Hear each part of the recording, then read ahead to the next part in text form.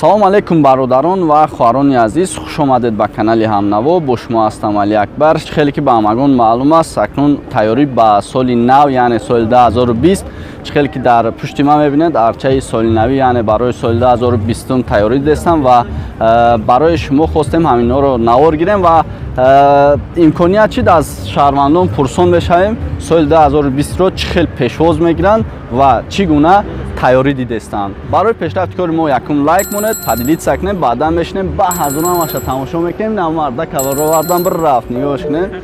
Хай далши мерем.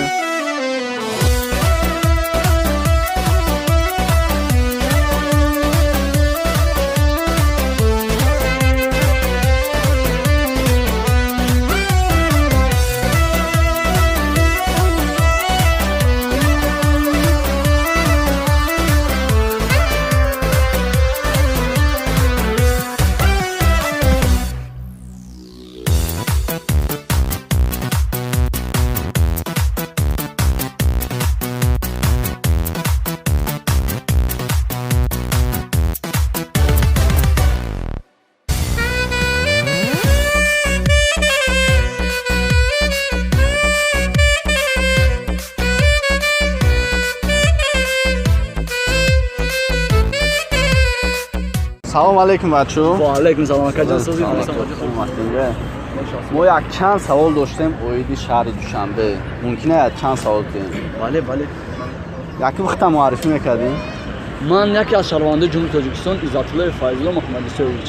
Саломатит хуб ёхӣ? Шукронаи Худованд. Куҷо будӣ то? муддати 2 сол дар ғарибӣ муроҷиати меҳнатӣ. Тамошо мекардӣ канали Ҳамнавора? бале, ҳар рӯза.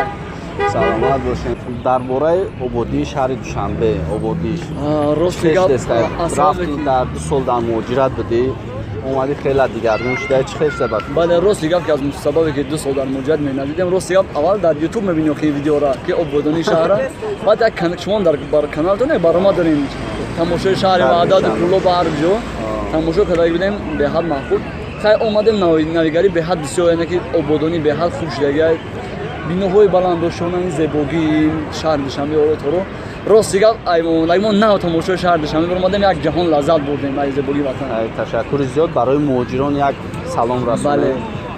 Бародарони ғарибон ҳамата дӯст медорам, як бор дигар мегӯям, фикрша накунед, фақат очаҷона занг занем, ҳамаш мешава, обод бошем. Зинда бош ака. Шумодам бурбори ака. Раҳмат ака. имруз шаҳри Душанбе ва арчае ки аз соли пешина 2 метр баландтар аст, мерем аз пеш навор мегирем ва ба аҳли шумо пешкаш мекунем. Барои пешрафти кори мо якум дар видео лайк монед ва видеоро худёзир дар имо, WhatsApp ва дигар шабакаҳои иҷтимоӣ паҳн кунед. беҳтарин пешравиҳои ватани азизамонро якҷоя тамошо мекунему роҳат мекунем.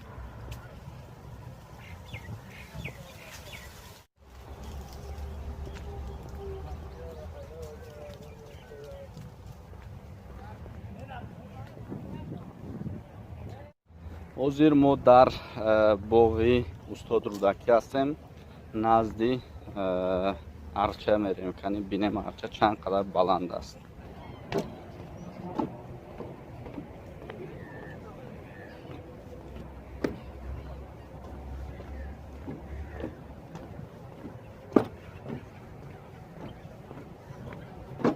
бовар кунед, дар моҳи декабр афтоба бинем ба қудрати худо тай як футболкаи як ҷикет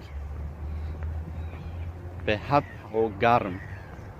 хай дарахтҳо зир аллакай хазонрезӣ шуда, ягон чӣ намонда дарахтҳо дав, лекин ватан беҳтарин шудеста, хеле тараққиёт, хеле пешравӣ шудеста, бовамаша мо нишон метем, яъне фақат интизор мешем беҳтарин навора пешкаши шумо мегардонем. ҳозир мо дар назди парчами миллӣ ҳастем.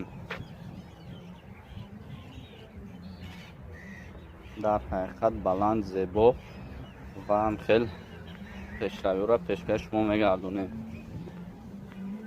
که خواستم یک نوار کنیم که برادرای غریبی ما خستن شوند، یعنی وطن هم ببینن خرسان میشوند شلو همتون خیلی برسونه با امروز را بین سوق سلامت بو میگردین ختونم من با خاطر که شما در غربیم با همین خاطر نوارها را برای شما میکنیم در باغ پرچم تازگی رفته استن اینا اومان کدن تازه کدستیان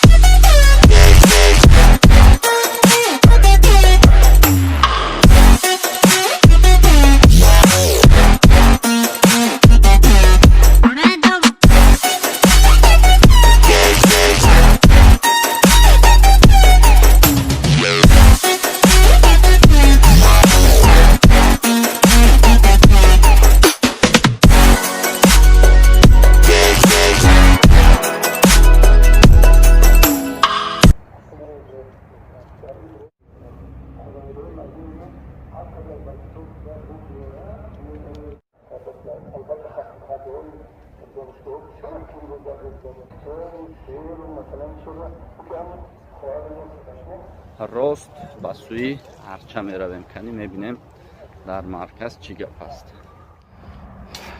اینها تخته هستند به هم خاطر کلیونکه کردگی هستند که مقصد در بارانی نپوسند. بهترین فکر کردگی هستند. باز دوام میتیم در هر یک جایش پرتوگاه قرار دارد و اینها کلیونکه کردگی هستند که در تگ باران نپوسند.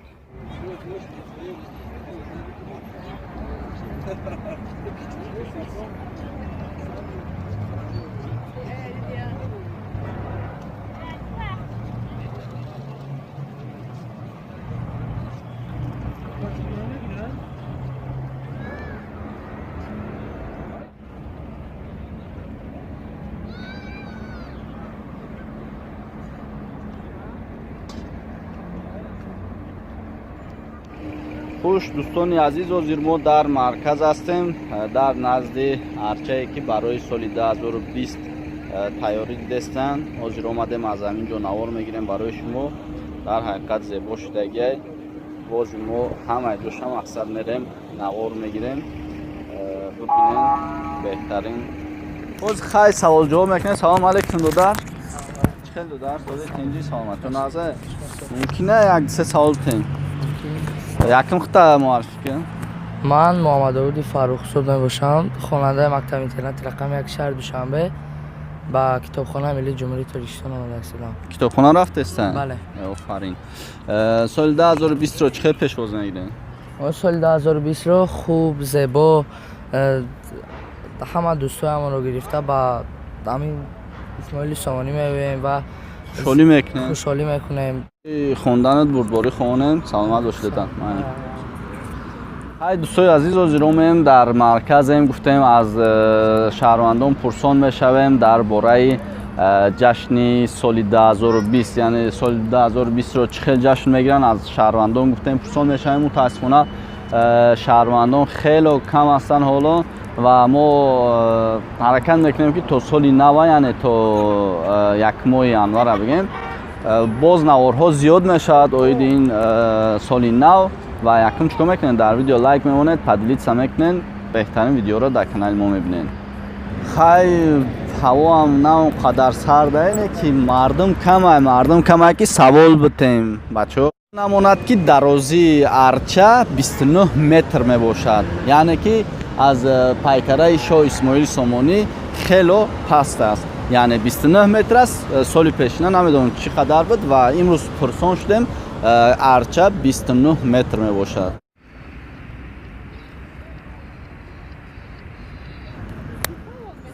نه سال نو رو چقدر جشن میگیرید مثلا خیلی سلام. چی نه